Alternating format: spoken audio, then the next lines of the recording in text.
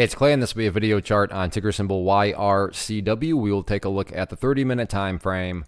Real quick, what do I mean by 30-minute in case maybe you're new to charts? Instead of each one of these candlesticks here representing 1 day's worth of price action, which is what you would normally see, each one represents 30 minutes. So this here may look like several days worth of time. It's actually today's price action broken down into 30-minute time slices.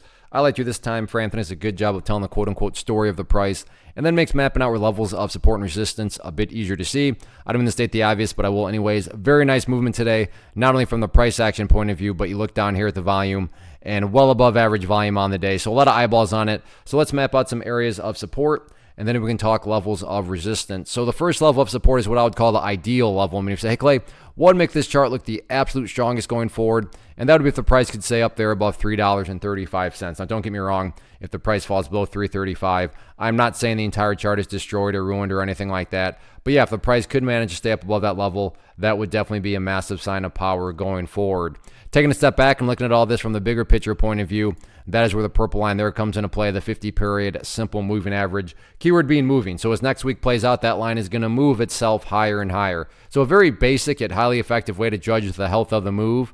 That right there being defined as the move. Just watch that purple line. As long as the price stays above that line, as the line itself moves higher and higher, then the bulls are in full health, the bulls are in full control. However you can best visualize that, that is what is being represented. Again, yeah, staying above at 335 would be great, but from the grand scheme of it all, as long as the price is above that purple line, the bulls 100% own the chart. What about levels of resistance going into next week?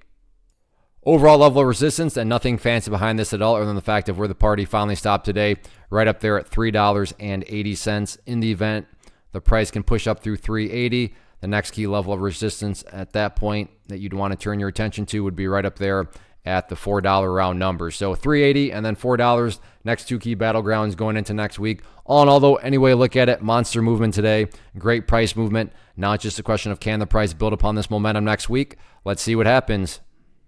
One of the biggest questions I get is, hey Clay, how do you find the stocks that you trade? So what I've done is put together a free resource guide where I talk about the tools that I use to locate stocks that I find interesting and think may have potential. So if that sounds like something that could add value to you as a trader, then click on the image that is up on the screen right now and I will email you the guide. The guide itself is very short and to the point, and best part, it's completely free. Thanks for watching the video. Let me know if you have any questions.